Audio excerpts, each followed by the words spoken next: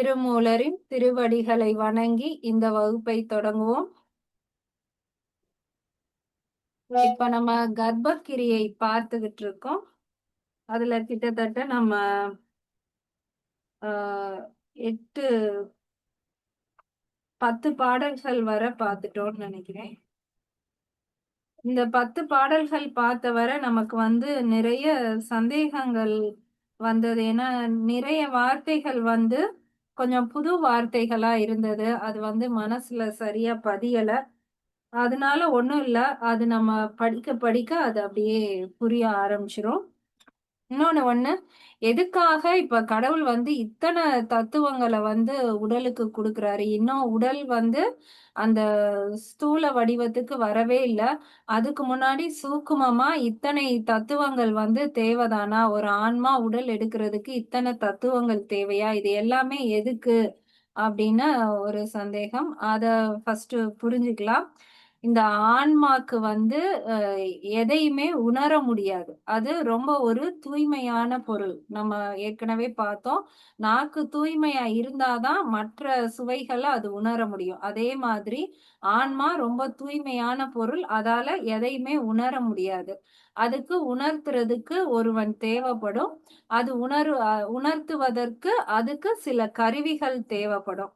அந்த கருவிகள் தான் இப்ப தத்துவங்களா கொஞ்சம் கொஞ்சமா அதுக்கு கொடுக்கப்படுது. இந்த தத்துவங்கள் மூலமா அதுக்கு என்ன வருதுன்னா, மனம்னு ஒண்ணு வருது. அந்த மனம் மூலமா தான் அந்த ஆன்மா ஒவ்வொன்னா உணருது. அடுத்து அந்த மனதை இயக்குறதுக்கு ஒரு உடல் தேவைப்படுது. அந்த உடல் கூட அடுத்துதான் உருவாகுது. அதுக்கு முன்னாடி இந்த மனதுக்கு தான் இத்தனை தத்துவங்கள் தேவைப்படுது மனதை உருவாக்குறதுக்கு. இப்ப முதல் பாடல்ல 25 தத்துவங்கள் பார்த்தோம். அந்த புருடன் ஒவ்வொரு பிறவியும் இறக்கும் போது 25 தத்துவங்களுடன் பிரிந்து மீண்டும் பிறவி எடுக்குதுன்னு பார்த்தோம். இரண்டாவது பாடல்ல அந்த கருப்பையில அந்த உயிர் வளர ஆரம்பிக்கும் போதே இறைவன் தன்னுடைய திருவடிகளை அந்த இடத்திலே வைத்து 10 மாத காலமும் பொறுமையாக இருக்கிறார் அப்படின்னு பார்த்தோம். மூன்றாவது பாடல்ல அந்த ஆண் பெண் இன்புறும் காலத்திலேயே அவங்களுக்கு என்ன மாதிரியான வினைகள் தேவைப்படுது, அந்த வினைகள் அவங்க அனுபவிக்கணும்னா அவங்களுக்கு என்ன மாதிரியான குழந்தை வேணும் அப்படிங்கிறது அந்த ஆண் பெண் இன்புறும் காலத்திலேயே நிர்ணயிக்கப்படுகிறது. அடுத்த பாடல்ல அந்த விந்து கருக்குழிக்கு போகும்போதே ஆணினுடைய விந்துவானது ஆண் பெண் இரண்டாக பிரியுது அப்படின்னு பார்த்தோம். நம்ம சயின்ஸ்ல நம்ம அந்த XY குரோமோசோம் இருக்கு அப்படின்னா எக்ஸும் ஒய்யும் சேரும்போது அந்த பெண் பிறக்கும் அப்படின்னா ஆண் பிறக்கும் அப்படின்னா அந்த தன்மை எல்லாமே ஆண்கள் கிட்டதான் இருக்கு அப்படிங்கிற அந்த கருத்தை தான் 454வது பாடல்ல சொல்லியிருந்தாரு. அந்த விந்து இரண்டாக பிரிந்து ஆணும் பெண்ணுமாக பிரிந்துதான் அந்த பெண்ணினுடைய உடலுக்குள்ள போகுது. ஆண் விந்து போய் சேரும்போது ஆண் குழந்தையாகவும் பெண் விந்து போய் சேரும்போது பெண் குழந்தையாகவும் பிறக்குது. அந்த கருமுட்டைக்கு எந்த சம்மந்தமும் கிடையாது. அது ஆணா பெண்ணான்னு தீர்மானிக்கப்படுவது ஆணினுடைய விந்து. அந்த அந்த கருத்தை சொல்லி இருந்தாரு. அப்புறம் இந்த விந்து எங்க இருக்கு அப்படின்னா அந்த 25 தத்துவங்களோடையே அந்த விந்து ஆணினுடைய நெற்றிக்கண் அந்த ஆஜ்னா சக்கரத்துக்கு அங்க இருந்துதான் அது இறங்கி சுக்கிலமா வெளியேறுது. இது பார்த்தோம். அடுத்த பாடல்ல இந்த 25 தத்துவங்களோட சேர்ந்து தனஞ்சயன் வாயு அப்படின்னு ஒரு முக்கியமான வாயு அந்த விந்து பெண்ணினுடைய உடலுக்குள்ள போகும்போதே அந்த வாயு மூலமா போய் அந்த வாயு தான் அந்த கருப்பை முழுவதும் அந்த பூவினுடைய மனம் போல விரிந்து எப்படி அந்த வண்டு அந்த இடத்துல அந்த இனப்பெருக்கத்துக்கு காரணமா இருக்கோ அதே மனம்தான் அதுக்கு காரணமா இருக்கு. அதே மாதிரி இந்த தனஞ்சயன் வாயு தான் கருப்பைக்குள்ள அந்த ஆண் பெண் கருமுட்டையும் விந்துவும் சேருவதற்கு காரணமாக இருக்கு. அதுக்கப்புறம் அடுத்த பாடல் இந்த தனஞ்செயன் 10 வாயுக்கள்ல ஒரு வாயு தான். அப்ப தனஞ்செயன் வாயு போன பிறகு அடுத்து 9 வாயுக்கள், 8 விதமான உணர்வுகள், 12 விரல் கிடை பிராணன். அந்த விரல் கிடை அப்படின்னா இன்னைக்கு பாடல்லையும் அத சொல்றாரு. இப்ப ஒரு ஒரு விரல் எடுத்துக்கிட்டு இதோட அகலம் என்னன்னு பார்த்தோம்னா, அதுதான் ஒரு விரல் கிடை அளவு. இதே மாதிரி 8 விரல் கிடை சேர்ந்துச்சுன்னா, 1 ஜான். இந்த பெருவிரலுக்கும், ஆள்காட்டி விரலுக்கும் நடுவுல இருக்கக்கூடிய தூரம் என்னன்னா, 8 விரல் கிடை வந்து இருக்கும். நம்மளுடைய உடல் மொத்தம் எவ்வளவு ஹைட் இருக்கும்னா, இது போல 8 ஜான் வந்து இருக்கும். குழந்தையா இருந்தாலும், அந்த குழந்தையோட 1 ஜான் எவ்வளவுன்னு பார்த்தோம்னா, அதோட 8 ஜான் தான் அதோட ஹைட்டு. அது யானையா இருந்தாலும், யானையோட அந்த 1 ஜான் எவ்வளவோ, அதோட 8 பங்கு. எறும்பா இருந்தாலும் அப்படிதான். எதுனாலுமே அந்த 8 ஜான் தான் அதோட மொத்த அந்த உடல் அமைப்பா வந்து இருக்கும்.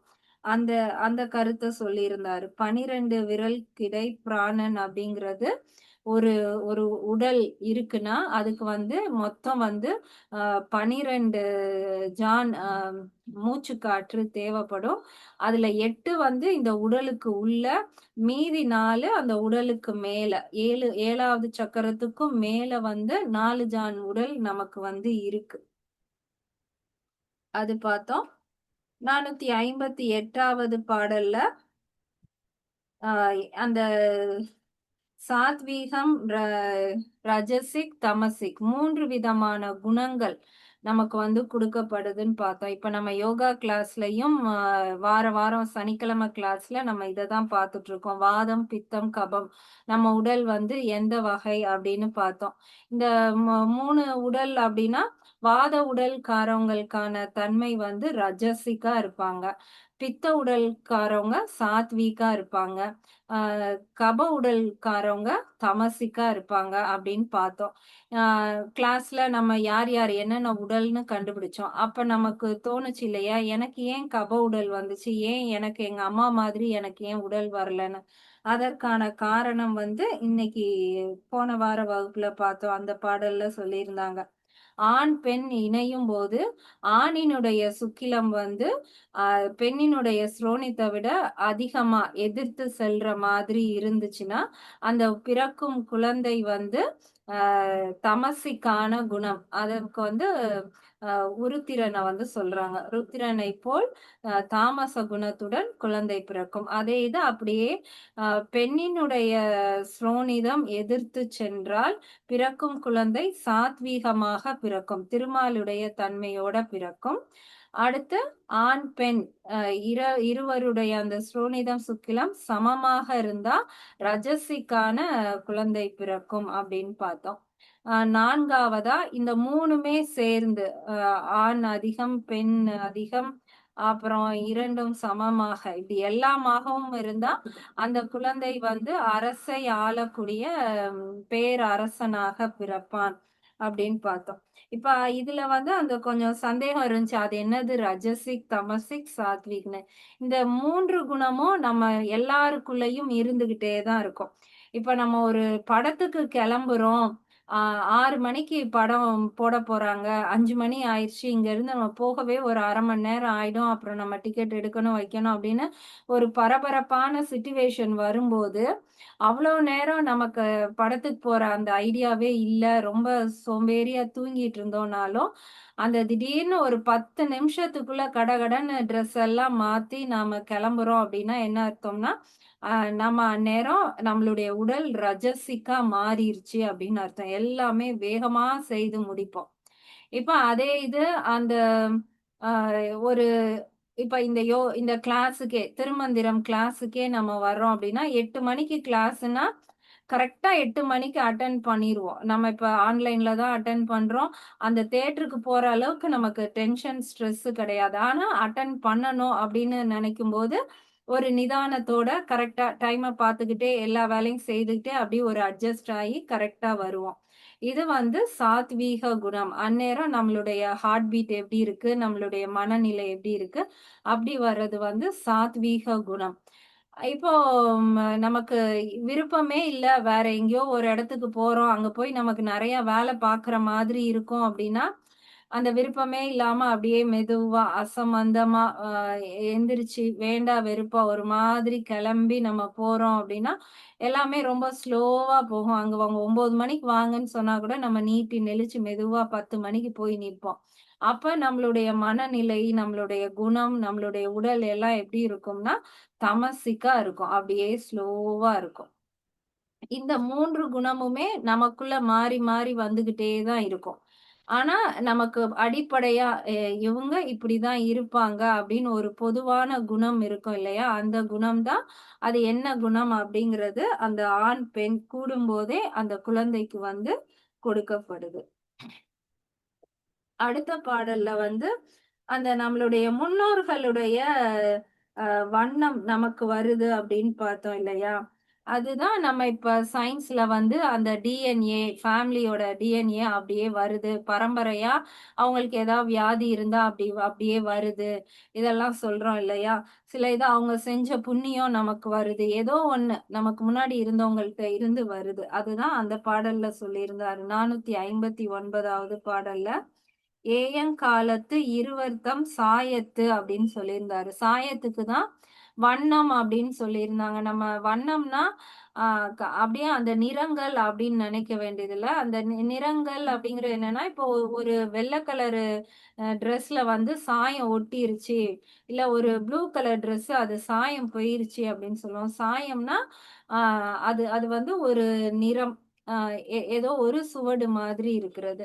இப்ப இந்த இடத்துல என்ன சொல்றாங்கன்னா, இப்ப நம்ம ஏஐலலாம் பார்க்குறோம். இந்த ஹீரோக்கு வந்து ஹீரோயின் மாதிரி அப்படியே கிராபிக்ஸ்ல மாத்தி, அப்படியே அந்த அவங்க 2 பேரும் இருக்கிற மாதிரி இப்படியெல்லாம் நெறையா இது பார்த்துருக்கோம். விஜயுமே ஒருத்தர ஆண் கேரக்டர் மாதிரியும், ஒருத்தர பெண் கேரக்டர் மாதிரியும் அப்படியே ஏஐல பண்ணியிருக்காங்க. ஆ ஆனா நமக்கு அத பார்த்ததுமே தெரியுது. விஜய்க்கு தான் கிராபிக்ஸ்ல அப்படியே லேடி மாதிரி மாத்திருக்காங்கன்னு. காரணம் என்னன்னா, அவங்க நெறைய விஷயங்கள மாத்துனாலும், உள்ள ஏதோ ஒண்ணு மாறாம இருந்து நமக்கு காமிச்சு குடுக்குது இல்லையா? இப்போ நான் நான் வந்து பிரியா அப்படின்னு இருந்தாலுமே, என்ன பார்க்குறவங்க, உங்க அயம்மாவோட கண்ணு மாதிரியே இருக்கு உனக்கு கண்ணு. நீ சிரிக்கும்போது உன்னுடைய அத்தை மாதிரி இருக்கு அப்படின்னு சொல்லும்போது, நான் நானா தான் இருக்கேன். ஆனா, அவங்களோட சாயம் என் மேல ஒட்டி இருக்கு. எங்க அயம்மாவோட சாயம் எங்கேயோ என் மேல இருக்கு. அது வந்து அவங்களுக்கு தெரியுது. அததான் வந்து அந்த பாடல்ல அந்த சாயத்து பாயும் கருவும் அந்த அந்த சாயமானது நமக்கு முன்னாடி இருக்கிறவங்களோட சாயம் அப்படியே நம்மளுடைய கருவுல வந்து இறங்குது. அததான் அவர் வந்து வண்ணம்னு சொல்லியிருந்தாரு. நம்ம ஒவ்வொரு சக்கரங்கள்ல தான் நம்மளுடைய முன்னோர்களுடைய அந்த கர்ம வினைகள்லாம் பதிவிடப்படுது. அந்த நிறங்கள் அப்படியே அடுத்த பிறவிக்கு இறங்கி வருது அப்படின்னா, அதோட சாயம் இறங்கி வருது. இந்த உடல்ல தான் அது இறங்கி வருது. ஆனா, நான் யாரு? நான் எதுக்கு வந்தேன்? அப்படிங்கிற கர்மாவும் எனக்குள்ள தான் இருக்கு. அந்த ஒவ்வொரு பிறவி தோறும் நான் எடுத்து எதுக்காக இந்த வினை செய்ய போறேன்? அப்படிங்கிறதும் அதுல இருக்கு. அது மேல சாயம் பூசப்பட்ட மாதிரி இந்த உடலும் வந்து வருது. ஸோ 2மே இருக்கு. நம்ம முன்னோர்களுடைய இது வந்துச்சு அப்படின்னா, நம்ம போன பிறவில செஞ்சது இல்லாம போயிருமா? அப்படி கிடையாது. 2மே கலந்த உடலா தான் நாம வந்து அடுத்து எடுத்து வரோம். அடுத்து 460வது பாடல் பார்த்தோம். அதுல என்ன பார்த்தோம்?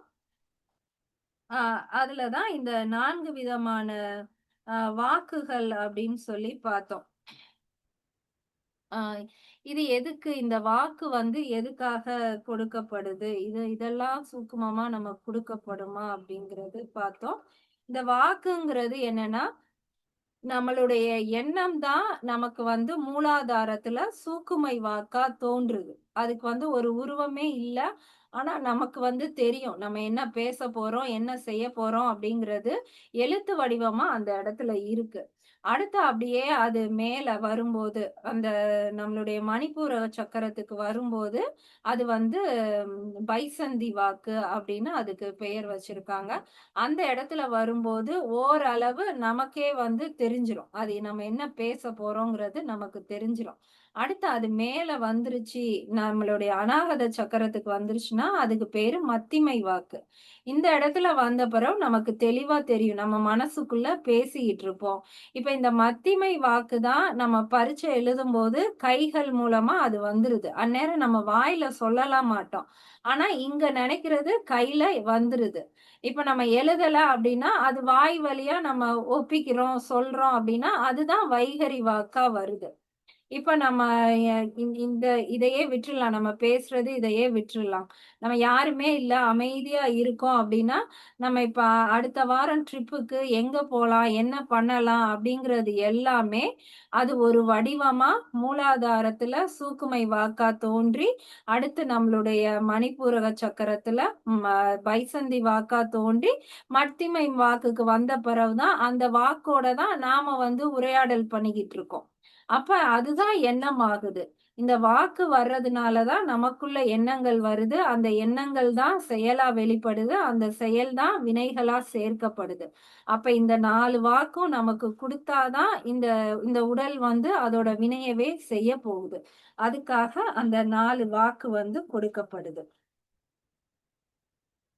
அடுத்த பாடல்ல அந்த நமக்கு எலும்பு குடுத்துடுறாரு, நரம்பு குடுத்துடுறாரு. இப்பதான் அந்த ஒரு முழு வடிவம் பெறுற மாதிரி நமக்கு எல்லாத்தையுமே குடுக்குறாரு. இதுவரைக்கும் நம்ம பார்த்துட்டோம்.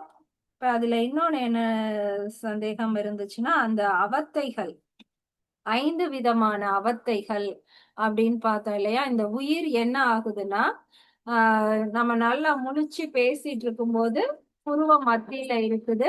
அது வந்து நனவு நிலை. அததான் சமஸ்கிருதத்துல சாக்கிரம் அப்படின்னு சொல்லுவாங்க. சாக்கிரம்ங்கிற சொல்லுல இருந்து தான் ஜாக்கிரதை அப்படின்னு நம்ம சொல்ற அது வந்துச்சு. ஜாக்கிரதையா இரு அப்படின்னா, ரொம்ப அலர்ட்டா இரு. அதுதான் நெனவா இரு. என்ன பண்றோம், ஏது பண்றோம், நெனவா இரு அப்படிங்கிறாங்க. அப்ப அப்படி இருக்கணும்னா, அந்நேரம் நம்மளுடைய உயிர் ஆற்றல் வந்து புருவ மத்தியில இருக்கணும். அதுக்கப்புறம் நம்ம வந்து தூங்கணும் அப்படின்னு முடிவு பண்ணிட்டோம். தூக்கம் வந்துருச்சுன்னா, அந்த உயிர் வந்து கொஞ்சம் கொஞ்சமா இறங்கி நம்மளுடைய தொண்டை பகுதிக்கு வந்துரும். அதுக்கு பெயர் கனவு நிலை. அததான் வந்து நம்ம சொப்பனம் அப்படின்னு சமஸ்கிருதத்துல சொல்றோம். அதுவும் கனவ தான் சொல்லுது. அப்ப கொஞ்சம் இந்த உயிர் வந்து ரொம்ப அலர்ட்டா இருந்தது, கொஞ்சம் ரெஸ்ட் எடுத்துரும். ஆனா நல்லா ரெஸ்ட் எடுக்காது. கனவுலயும் அது ஓடும், பேசும், தாவும் எல்லாம் செஞ்சு டயர்ட் ஆயிக்கிட்டே தான் இருக்கும். ஆன்மா டயர்ட் ஆயிட்டே இருக்கும். அதுக்கப்புறம் தான் அது இன்னும் கொஞ்சம் கீழ இறங்கி, நம்மளுடைய ஹார்ட் சக்கராக்கு வரும்போது தான் அந்த உயிர் வந்து நல்லா தூங்கும். அ அதுதான் சமஸ்கிருதத்துல சுளுத்தி. இந்த நிலைக்கு வர்றதுக்கு பெயர் சுளுத்தி. அந்த அந்த பெயர்லாம் தெரியலைனாலும் நம்ம விட்டுறலாம். அந்த இடத்துல வரும்போது ஆன்மா நல்லா உறக்க நிலையில இருக்கு. அடுத்து இன்னும் கீழ இறங்கி நம்மளுடைய மணிப்பூரக சக்கரத்துக்கு வரும்போது பேருறக்கம். உறக்கத்துக்கும் பேருறக்கத்துக்கும் என்ன வித்தியாசம் நம்ம பார்த்தோம். நான் நல்லா தூங்குனேன் அப்படின்னு சொன்னா அது உறக்கம். எந்திரிக்கும்போது நான் நான் தூங்குனேங்கிற அந்த உணர்வே இல்லாம இவ்ளோ நேரம் தூங்குனோமா? இது காலையிலயா? நைட்டா? எந்த இடத்துல தூங்குறோம்? அப்படிங்கிற அந்த உணர்வு இல்லாம எந்திரிக்கிறது வந்து பேருறக்கம். அது மணிப்பூரக சக்கரத்துல நடக்கும். அததான் துரிய நிலை அப்படின்னு சொல்லியிருப்பாங்க. உயிர் ஆற்றல் அப்படியே கீழ இறங்கி வந்தது துரிய நிலை. எப்பல்லாம் அது துரியத்துக்கு வந்துட்டு திரும்ப நனவு நிலைக்கு போகுதோ, அப்ப அது வந்து பயங்கர எனர்ஜிட்டிக்கா இருக்கும். ஏன்னா ஆன்மா நல்லா ரெஸ்ட் எடுத்துட்டு திரும்ப போகுது. அப்ப அதோட சிந்திக்கிற திறன், அதோட உடல் உழைப்பு எல்லாமே ரொம்ப நல்லா இருக்கும். இப்ப அதுக்கும் கீழ இறங்கி போயிருச்சு அப்படின்னா, மூலாதாரத்துக்கே அந்த உயிர் போயிருச்சுன்னா, அதுக்கு பெயர் சமஸ்கிருதத்துல துரியாதீதம். ஆ தமிழ்ல வந்து ஆள் மயக்கம். அதுதான் நம்ம எங்கேயாவது கிணத்துல எங்கேயாவது விழுந்துட்டோம் அப்படின்னா, அந்த உயிர் போயி அப்படியே அடங்கிரும். நம்ம இறந்தா என்ன நிலைக்கு போவோமோ, கிட்டத்தட்ட அது வரைக்கும் போயிட்டு திரும்ப வந்து எந்திரிச்சு வரும். இந்த 5 நிலைகளுமே நாம பார்த்திருப்போம். இப்ப அத வந்து எப்படி இந்த 5 நிலைகள் எப்படி நடக்குது அப்படிங்கிறத தான் இதுல வந்து சொல்லியிருக்காங்க. ஃபர்ஸ்ட்டு இந்த நனவு நிலை. அந்த இடத்துல என்ன இருக்கும்னா, 35 கருவிகள் வந்து வேலை பார்த்துட்டு இருக்கும். அந்த 26 தத்துவங்கள் அதெல்லாம் விட்டுருங்க. அத இப்ப வந்து குழப்ப வேண்டாம். மொத்தம் வந்து 35 கருவிகள் வந்து இங்க இருக்கும். அது என்னென்ன கருவிகள்னா, நம்ம அந்த கரணங்கள்னு தத்துவங்கள்ல பார்த்தோம் இல்லையா? அந்த 4மே இருக்கும். மனம் இருக்கும், புத்தி, சித்தம், அகங்காரம். இந்த 4மே நமக்கு வந்து நனவு நிலையில இருக்கும். நான் தான் பார்த்துக்கிட்டு இருக்கேன். நான் இப்ப எழுதப் போறேன். இது எனக்கு பிடிச்சிருக்கு அப்படின்னு இந்த 4மே மனம், புத்தி, சித்தம், அகங்காரம் 4மே இருக்கும். இதோட சேர்ந்து அந்த புருடன் நம்மளுடைய ஆன்மாவும் இருக்கும். ஏன்னா புருடன் தான் செஞ்சுகிட்டு இருக்கு. நான்னு சொல்லி புருடன் தான் எல்லாத்தையும் பார்த்து உணர்ந்துகிட்டு இருக்கு. அப்ப இது 5 ஆயிருது. அந்த 35 கருவிகள் என்னென்னன்னு பார்க்கும்போது, இந்த 5 கருவிகள். அடுத்து நம்ம நனவு நிலையில கைய நல்லா ஆட்டுவோம், கால ஆட்டுவோம், மோஷன் வந்தா போவோம். அப்ப இந்த 5 கருவிகளான இந்த கண்மேந்திரியங்கள்னு தத்துவங்கள்ல பார்த்தோம் இல்லையா? அந்த 5 கருவிகளும் நனவு நிலையில வேலை பார்த்துட்டு இருக்கும். அதுக்கப்புறம் நம்மளுடைய கண்ணு வேலை பார்க்கும். நல்லா நனவா இருக்கும்போது என்ன பார்க்குறோம், என்ன கேட்கிறோம் எல்லாத்தையுமே அந்த ஆன்மா உணர்ந்துட்டு இருக்கும். அப்ப இந்த 5 கருவிகள், இந்த ஞானேந்திரியங்கள் அது வேலை பார்த்துட்டு இருக்கும். இப்போ 15 ஆயிருச்சு. அதுக்கப்புறம் இந்த கண்ணால நமக்கு கிடைக்கிற ஒரு உணர்வு இருக்கு இல்லையா? பார்த்தல், காதால கேட்கிற உணர்வு கேட்டல். நம்ம அதுக்கு வந்து தன்மாத்திரைகள்னு அந்த இதுல வந்து பேரு சொல்லியிருப்போம். அதே இதுக்கு இன்னொரு பேர் என்னன்னா, தசநாதி அப்படின்னு சொல்வாங்க. வசனாதி, தசநாதின்னு சொல்வாங்க. அது வந்து இந்த 5 ஞானேந்திரியங்களால பார்த்து, கேட்டு நமக்கு கிடைக்கிற அந்த ஒரு உணர்வு, ஒரு தன்மை இருக்கு இல்லையா? அது 5. இந்த 5க்கும் 5 இருக்கும். அதே மாதிரி நமக்கு வந்து இந்த கைய அசைக்கும்போது நமக்குள்ள ஒரு உணர்வு வருது இல்லையா? அதுக்கு பேர் தான் வந்து தானம். அதத்தான் நம்ம கையால ஒருத்தருக்கு குடுத்தோம்னா, அத தானம் குடுக்குறது அப்படின்னு சொல்றோம். இந்த மாதிரி காலால அசைக்கும்போது நமக்குள்ள ஒரு உணர்வு ஏற்படும். நல்லா மோஷன் போயிட்டோம்னா ஒரு உணர்வு ஏற்படும். நம்ம செக்ஸ்ல இருக்கும்போது ஒரு வித உணர்வு ஏற்படும். இந்த மாதிரி இந்த 5 கருவிகளாலயும் நமக்கு கிடைக்கப்படக்கூடிய 5 அந்த உணர்வுகள். அதுக்கு வந்து வசனாதி அப்படின்னு பேரு. ஆக இந்த 10 கருவிகளுக்குமான 10 விதமான உணர்வுகள். அந்த 10ம் நமக்கு வந்து கிடைக்கும். அதுக்கப்புறம் 10 வாயுக்கள். நம்ம ஏற்கனவே பார்த்திருக்கோம். அந்த 10 வாயுக்களும். ஆக மொத்தம் 35 கருவிகள் நம்ம நனவு நிலையில இருக்கும்போது, இது எல்லாமே இயங்கிக்கிட்டே இருந்தா தான் அது வந்து நனவு நிலை. இப்ப அந்த புருடன் அப்படியே இறங்கி இங்க போயிருது. சொப்பன நிலைக்கு போகுது அப்படின்னா என்ன ஆகும்னா, இந்த 35 கருவிகள் இறங்கி வராம 25 கருவிகள் மட்டுமே இந்த இடத்துக்கு வரும். மீதி அந்த 10 கருவிகள் விட்டுட்டு போயிரும்.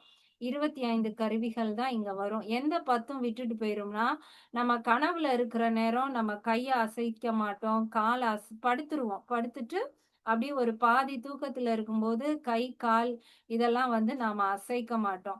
அ காதால கேட்க மாட்டோம். பக்கத்து வீட்ல என்ன சண்டை வந்தாலும் கேட்காம கூட நாம தூங்கிட்டு இருப்போம் இல்லையா? அப்ப இந்த 5 கர்மேந்திரியங்களும், 5 ஞானேந்திரியங்களும் வேலை பார்க்காது.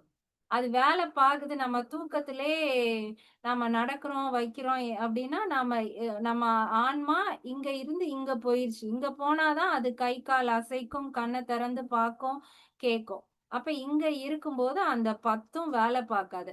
ஆனா, அந்த 10னால கிடைக்கக்கூடிய உணர்வுகள் இருக்கு இல்லையா? அந்த தசனாதி, வசனாதி.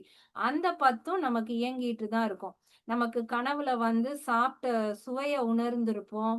அ ஒரு நாய் தொரத்துச்சுன்னா, ஓடுற மாதிரி கால் டயர்ட் ஆனா எப்படி ஒரு உணர்வு வருமோ, அத உணர்ந்திருப்போம். அந்த ஹார்ட் பீட் ஒரு ஒரு தீக்குள்ள நம்ம குதிச்சு ஓடுற மாதிரி கனவு வந்துச்சுன்னா, ஹார்ட் பீட் எப்படி மாறும்? அது அது எல்லாத்தையுமே உணர்ந்திருப்போம். கையு தான் வேல பார்க்கல. ஆனா கைய அசைக்கும்போது என்ன உணர்வு கிடைக்குமோ, அது நமக்கு கிடைச்சுக்கிட்டு தான் இருக்கும். அப்ப அந்த 10ம் வேல பார்க்கும். அடுத்து அந்த மனம், புத்தி, சித்தம், அகங்காரம், புருடன் இந்த 5ம் இருக்கும். அப்புறம் 10 வாயுக்களும் அந்த இடத்துல இருக்கும். அடுத்து இன்னும் கொஞ்சம் இறங்கி போயிருச்சு அப்படின்னா, நல்லா அடிச்சு போட்ட மாதிரி நான் நல்லா 1 மணி நேரம் தூங்கியிருக்கேன் அப்படின்னு நம்ம சொல்றோம் அப்படின்னா, அந்த இடத்துல நமக்கு கனவே கிடையாது. அப்ப இந்த 10ம் போயிருச்சு. அந்த தசநாதி, வசநாதி அதுவும் போயிருச்சு. மொத்தம் அங்க 25ஆ இருந்தது. இங்க வரும்போது என்ன இருக்குன்னா, நமக்கு நல்லா மூச்சு காற்று மட்டும் தான் இருக்கும். 10 வாயுக்கள்லயும் ஒரே ஒரு வாயு, பிராணன் மட்டும் தான் இருக்கும். மற்ற வாயுக்கள் எல்லாம் இந்த கனவு நிலையிலே நின்றுச்சு. இந்த உறக்க நிலைக்கு வரும்போது பிராணன் 1 தான் இறங்கி வருது. அதுக்கப்புறம் மனம், புத்தி, சித்தம் ஆ அ அ அந்த இது கூட இருக்காது. அந்த புத்திலாம் வேலை பார்க்காது. நல்லா உறங்குனோம்னா, அது எவ்வளோ நேரம் தூங்கணும், என்ன அப்படிங்கிறதெல்லாம் தெரியாது. அந்த புத்திலாம் இருக்காது. 3 விஷயங்கள் தான் இருக்கும். நம்மளுடைய சித்தம் இருக்கும். சித்தம்ங்கிறது என்னன்னா, ஆ நம்ம பிறவிதோறும் அது நம்ம என்ன உணர்றோங்கிறத அது பதிவு பண்ணிட்டு இருக்கு இல்லையா? அந்த சித்தம் இருக்கும். அப்புறம் புருடன் இருக்கும். புருடன் இருக்கிறனால தான் அது சொல்லுது. நான் நல்லா தூங்குனேன் அப்படின்னு அந்த உணர்ந்தத வந்து சொல்லுது. அப்ப அங்க இருக்கிறது சித்தம், புருடன், பிராணன். இந்த 3 தான் வந்து அடுத்து இந்த அநாகத சக்கராக்கு இறங்கி வருது.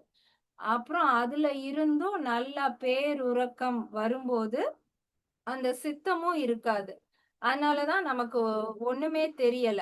அங்க என்ன இருக்கும்னா, வெறும் பிராணனும், புருடனும் மட்டும் தான் இருக்கும்.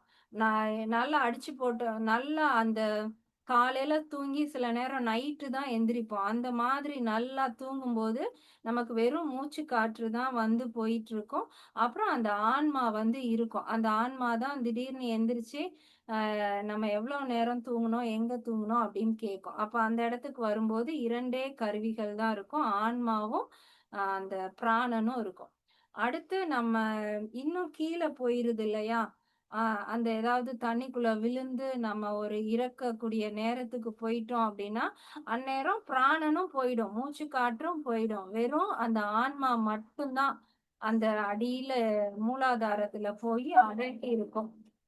அப்ப ம நம்ம யாராவது வந்து இப்படி ஹார்ட்ட போட்டு கு குத்துறாங்க, அ ஏதோ ஒண்ணு செஞ்சு நம்மள எழுப்புறாங்கன்னா, அந்த கடைசியா நம்மள விட்டு போன பிராணன் வந்து வரும். அப்படி ஒரு பெரிய மூச்ச உள்ள எடுத்து நம்ம வந்து வருவோம். அப்ப அந்த வெளியில கடைசியா போன பிராணன் வரும். அதுக்கப்புறம் அப்படியே நான் எங்க இருக்கேன்? நான் யாரு? அப்படிங்கிற மாதிரி கேட்போம். அந்த சித்தம் கடைசியா போன அந்த சித்தம் உள்ள வரும். அந்த சித்தம் வந்த உடனே அப்படியே நம்மளுடைய அந்த உணர்வு, அந்த யார பார்த்துட்டு இருக்கோம், கேட்டுட்டு இருக்கோம், அப்படியே அந்த உணர்வு கொஞ்சம் கொஞ்சமா வரும். 25 வந்த பிறகு, அது அப்படியே அந்த கனவு நிலைக்கு வந்திருக்கு. அடுத்து அப்புறம் அப்படியே கொஞ்சம் மெதுவா அந்த நனவு நிலைக்கு வந்த பிறகு தான் நமக்கு கைய அசைக்க முடியும். நம்ம யார பார்க்குறோம், இனி யார தேடணும் அப்படிங்கிற அந்த எல்லாமே வந்து வரும். இதுதான் அந்த 5 அவத்தைகள். இத ஏன் அவத்தைகள்னு சொல்றாங்க அப்படின்னா, இந்த உயிர் வந்து அந்த பதியோட அப்படியே ஒவ்வொரு நிலையா இறங்கி இறங்கி போகணும். திரும்ப அது ஏறி வரணும். அந்த கடவுளோட துணையோட தான் அந்த ஆன்மா வந்து இப்படியே ஒவ்வொரு இதுக்கும் போயிட்டு போயிட்டு வரும். இது வந்து நமக்கான அவத்தைகள். இப்ப நம்ம நனவு நிலையிலே இருக்கோம் அப்படின்னா, இப்ப நம்மளால அப்படி இருக்க முடியாது. அ அந்த 24 மணி நேரமும் அந்த இறைவனையே நெனச்சுக்கிட்டே இருக்கோம் அப்படின்னா, நமக்கு அந்த உறக்கத்துல கூட அவர நாம நெனைக்கிறோம்னா, உறக்கத்திலயும் நாம நனவு நிலையில இருக்கோம். அப்ப நம்ம கீழயே இறங்குறதில்ல. இங்க இருந்தே நம்ம எல்லாத்தையும் பார்த்துட்டு இருக்கோம். அப்ப அதுதான் வந்து இன்ப நிலை. அப்படி இல்லாம நம்ம இறங்கி இறங்கி போறது, இறைவன மறந்துட்டு போறது, இது எல்லாமே நமக்கான அவத்தைகள் தான். இந்த இது ஒண்ணு கேட்டிருந்தீங்க. அந்த அவத்தைகள் சரியா புரியல அப்படிங்கிறது. இப்ப புரிஞ்சிருக்கும்னு நெனைக்கிறேன். இதுலயே 1/2 மணி நேரம் ஆயிடுச்சு. சரி, இன்னைக்கான ஒரு 2 பாடலாவது பார்க்கலாம். 462வது பாடல்.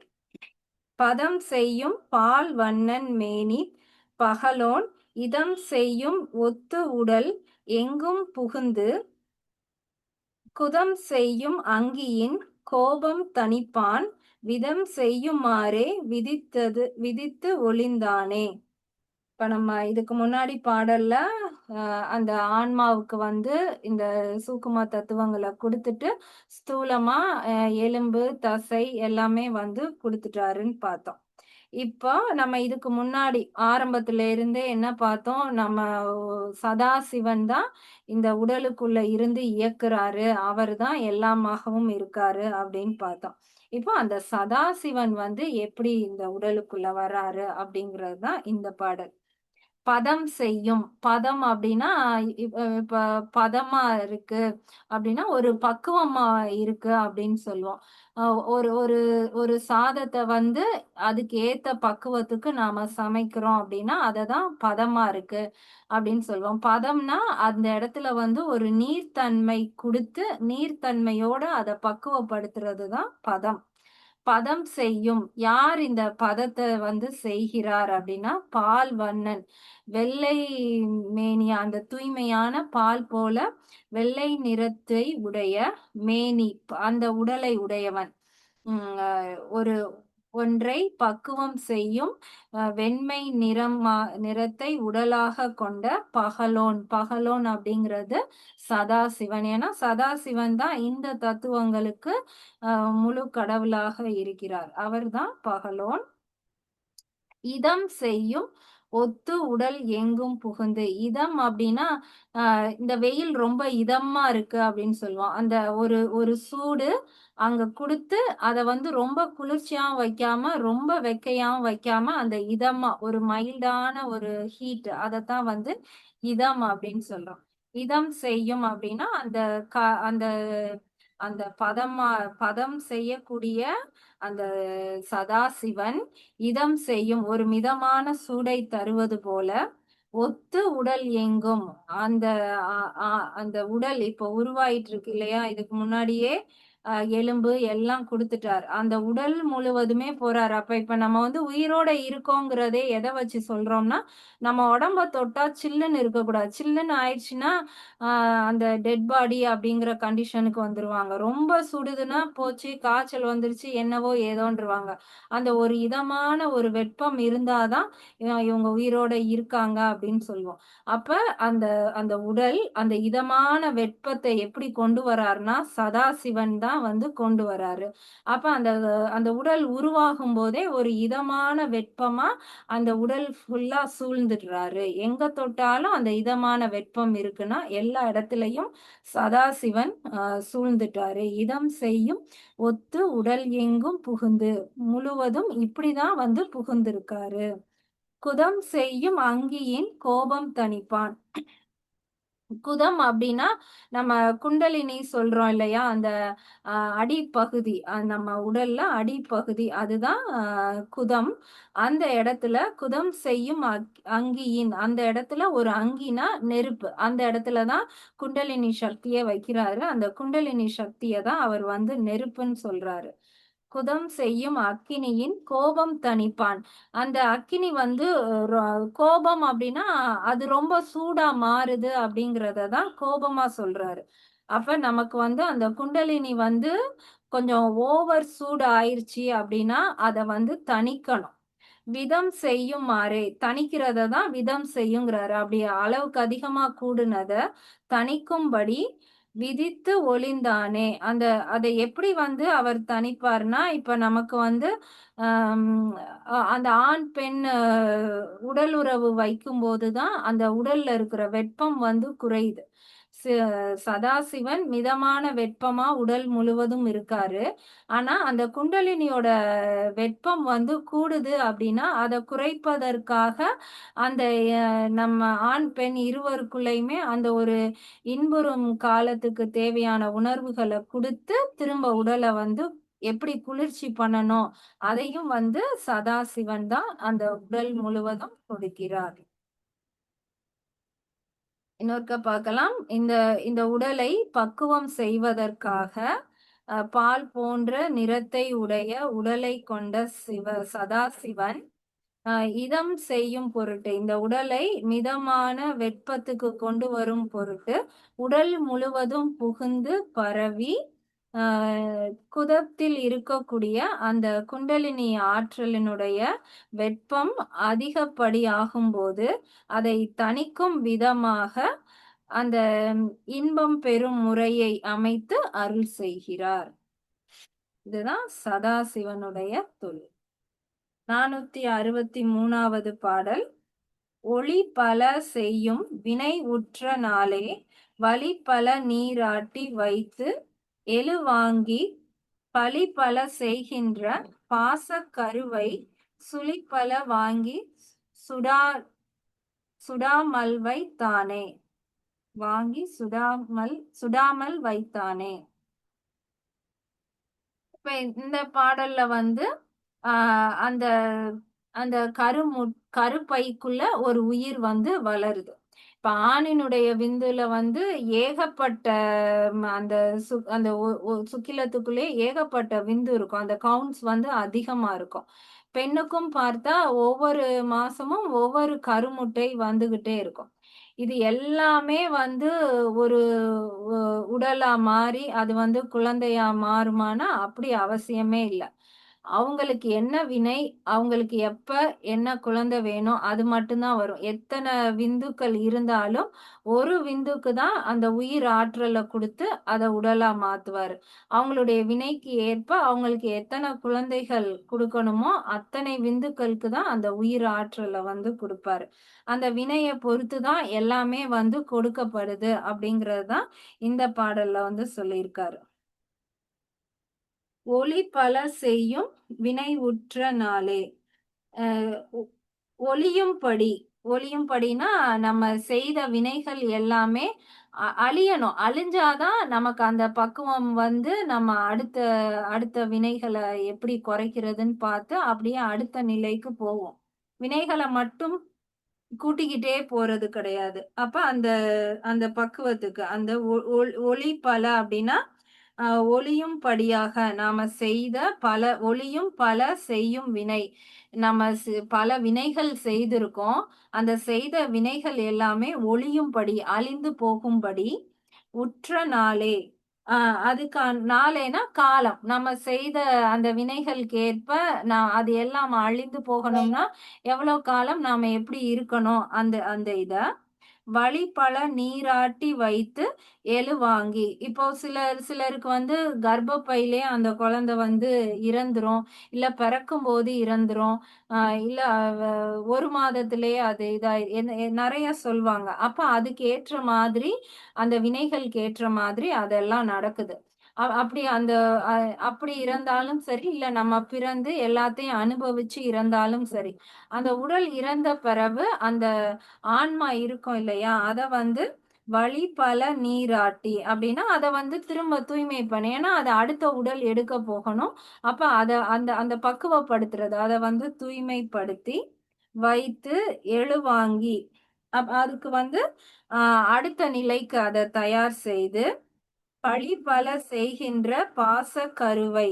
பழையபடி பழி பலனா இன்னும் வினைகள் அது என்னெல்லாம் அனுபவிக்க வேண்டியது இருக்கோ செய்யணும்னு இருக்கோ அது எல்லாத்தையும் அனுபவிக்கும் பொறுத்து பாச கருவறை திரும்பவும் அதை கொண்டு போய் ஒரு கருவறை, அந்த பாசம் அப்படிங்கிறது மலங்கள் நிறைந்த அந்த கருவறைக்குள் சுழிபல வாங்கி சுடாமல் வைத்தானே. சுழிபல அப்படின்னா நம்ம சுழினா அந்த சுழிச்சு விடுறது, இந்த அந்த இது சொல்றோம் இல்லையா, அந்த பூஜ்ஜியம் மாதிரி வட்டம் போடுறது, சுழிக்கிறது, அதுதான் அந்த சுழல் அப்படிங்கிறது. நம்மளுடைய கருப்பைக்குள்ள அந்த நீருக்குள்ளதான் அந்த குழந்தை வந்து வளர்ந்துகிட்டு இருக்கும். அது வந்து ஒரு சுழல் மாதிரி, அது ஒரு சுழி மாதிரி இருக்கும்.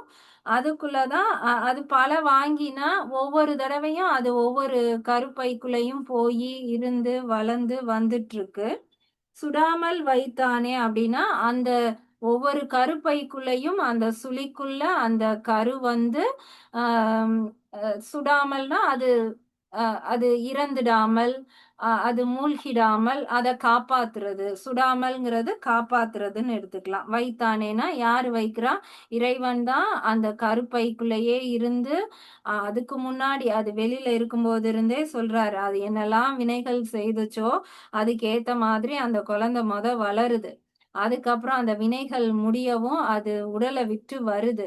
அதை திரும்ப நீராட்டினா அதை தூய்மைப்படுத்தி அதுக்கப்புறம் அத திரும்ப ஒரு பாச குழிக்குள்ள வச்சு அந்த சுழல்ல இருந்தும் அதை அழிந்திடாம அதை பாதுகாத்து அப்படியே அடுத்த நிலைக்கு வந்து கொண்டு வராரு. அந்த வினைகளுக்கு இப்படியே கொண்டு வர்றாரு. இதோட முடிச்சிடலாம். அடுத்த பாடல் நம்ம அடுத்த வகுப்புல பார்க்கலாம். இப்ப இன்னைக்கு 2 பாடல் பார்த்திருக்கோம். ஒண்ணு சதாசிவன் அந்த மிதமான வெப்பமாக அந்த கருவுக்குள்ள வருகிறார்னு பார்த்தோம். 2வது பாடல்ல திரும்பவும் பதிதான் ஒவ்வொரு நிலையிலையும் இருந்து அந்த உடலை காக்கிறார் அப்படின்னு பார்த்தோம். இதுலயும் அந்த வினைகளை 3 வினைகளா பிரிப்பாங்க. திரும்பவும் சமஸ்கிருத வார்த்தை தான். சஞ்சித கர்மம், பிராரப்த கர்மம், ஆகாமிய கர்மம் அப்படின்னு சொல்லி 3 வினைகளா பிரிப்பாங்க. சஞ்சிதம் அப்படின்னா என்னன்னா போன பிறவி. இப்ப இந்த பிறவில நான் பிரியாவா இருக்கேன். நான் சின்ன வயசுல இருந்து நான் என்னெல்லாம் தப்பு பண்ணேன்னு எனக்கு தெரியும். இப்ப நான் எதெல்லாம் மாத்திக்கிட்டேன், இன்னும் நான் எதெல்லாம் தப்பா பண்ணிக்கிட்டு இருக்கேன், இது எல்லாமே எனக்கு தெரியும். அப்ப இந்த பிறவியில நான் செய்யறது எல்லாமே பிராரப்த கர்மம் பிராரப்த வினைகள் நான் இப்ப செஞ்சுக்கிட்டு இருக்கேன். போன பிறவில நான் என்னவா இருந்தேன், நான் ஒரு சிங்கமா இருந்து நிறைய இதை வேட்டையாடி இருக்கலாம், இல்ல ஒரு பெரிய வேட்டைக்காரனா இருந்திருக்கலாம், இல்ல ஒரு பெரிய டீச்சரா இருந்திருக்கலாம். அது நான் போன பிறவில செய்த வினைகள். அதற்கு பெயர் சஞ்சித கர்மம். அப்ப அதுல 2ஆ பிரிச்சுக்கலாம். சஞ்சித கர்மத்துல நான் நல்லது செஞ்சோனோ கெட்டது செஞ்சோனோ 2ம் இருக்கு. அதுக்கு ஏத்த மாதிரி இந்த பிறவில நான் நல்லதையும் அனுபவிச்சு கெட்டதையும் அனுபவிச்சு அந்த வினைகளை நான் தீர்க்கிறதுக்காக இந்த பிறவி எடுக்கும்போது அதையும் தீர்க்கிறதுக்கு செஞ்சுக்கிட்டு இருக்கேன். அது போக இந்த பிறவிலையும் செஞ்சுட்டு இருக்கேன். அப்ப இந்த பிறவில செய்யறது பிராரப்த கர்மம். இனி நான் அடுத்து இப்ப செஞ்ச பிறவில இது முடிஞ்சிருச்சுன்னா இதோட முடிஞ்சிரும். இல்ல இப்பயும் நான் இன்னும் நிறைய செஞ்சிருக்கேன், போன பிறவில செஞ்சதையும் அனுபவிக்காம வச்சிருக்கேன் அப்படின்னா இப்போ ஒரு கூட்டா சேர்ந்து அத அடுத்த பிறவில நான் அனுபவிக்க போறேன் அப்படின்னா அது ஆகாமிய வினைகள்.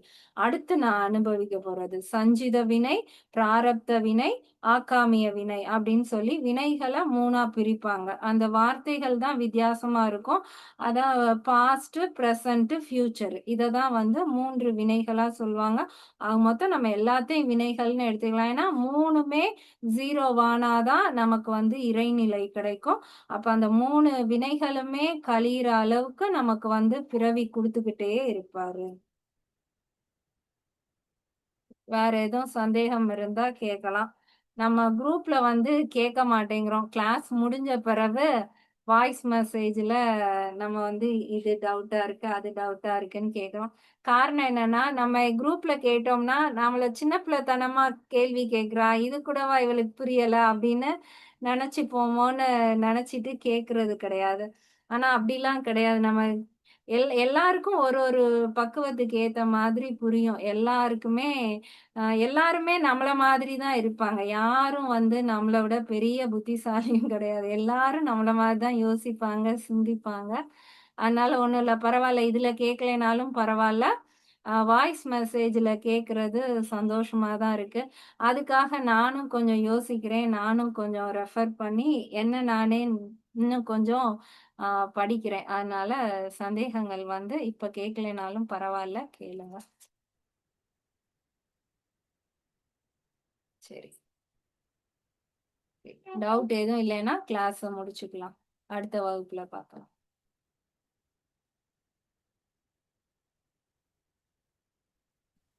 ஓகேக்கா, நன்றிக்கா. நன்றி.